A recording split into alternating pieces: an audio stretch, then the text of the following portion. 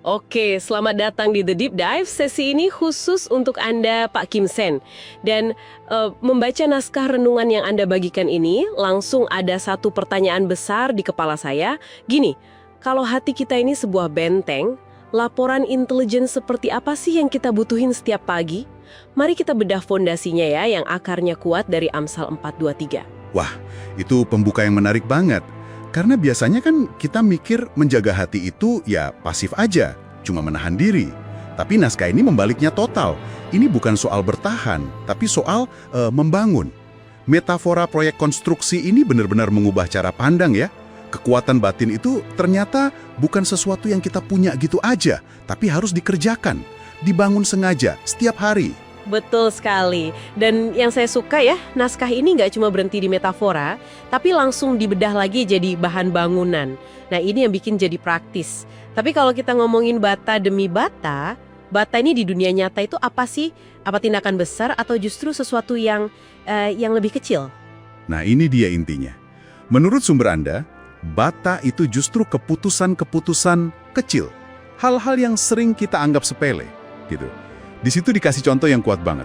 Setiap kali Anda punya pilihan untuk kompromi, tapi Anda bilang tidak, itu Anda baru aja meletakkan satu batu bata yang solid.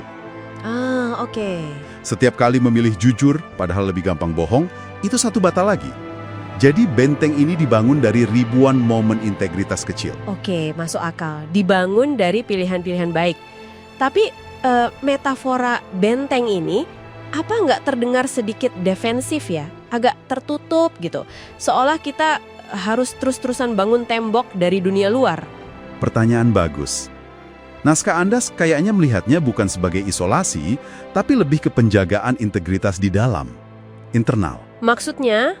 Bentengnya itu bukan buat ngusir orang, tapi buat menjaga supaya musuh kayak kepahitan atau ketidakjujuran itu nggak masuk dan merusak dari dalam. Nah, ini nyambung ke poin berikutnya soal perawatan. Perawatan bentengnya ya? Betul. Kepahitan itu digambarkan sebagai retakan di tembok. Jadi, waktu Anda memilih untuk mengampuni, itu bukan tanda lemah. Justru itu tindakan strategis. Untuk menambal benteng itu? Tepat. Untuk memperkuat pertahanan dari dalam. Ah, jadi perawatannya sama pentingnya dengan membangunnya. Ah, ini yang penting. Bicara soal musuh internal, naskah ini kan langsung nyambungin ke tantangan sehari-hari di kerjaan. Stres, amarah, godaan buat gak jujur. Gimana benteng ini berfungsi di sana, di tengah tekanan bisnis? Tepat sekali.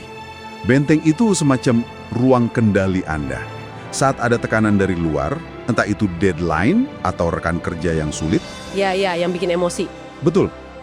Kalau benteng Anda kokoh, Anda nggak gampang reaktif, nggak langsung kepancing amarah atau panik. Tembok integritas dan kesabaran Anda cukup tebal.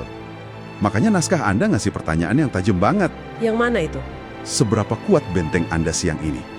Pertanyaan ini ngajak kita buat diagnosis. Retakannya di mana? Di area kesabaran?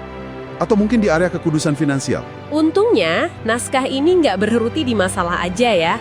Ada langkah selanjutnya yang jelas banget kalau kita nemu retakan.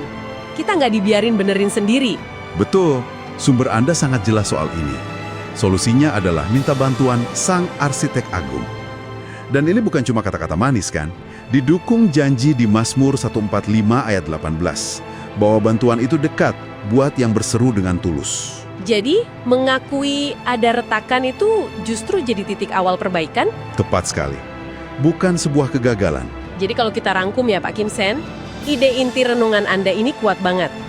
Integritas dan ketenangan batin itu bukan kebetulan, tapi hasil dari ribuan pilihan kecil yang kita ambil dengan sadar. Sebuah proyek konstruksi harian untuk membangun dan merawat benteng hati. Dan ini membawa kita kembali ke pertanyaan di awal tadi ya. Jika hati Anda itu sebuah benteng yang perlu dipertahankan setiap hari, maka jenis informasi intelijen apa yang Anda butuhkan setiap pagi untuk mengantisipasi di mana potensi serangan atau retakan mungkin muncul hari itu? Menarik. Mungkin di rapat penting jam 10 nanti, atau saat berhadapan dengan klien yang sulit sore nanti. Nah, itu sebuah pemikiran untuk dibawa sepanjang hari ini.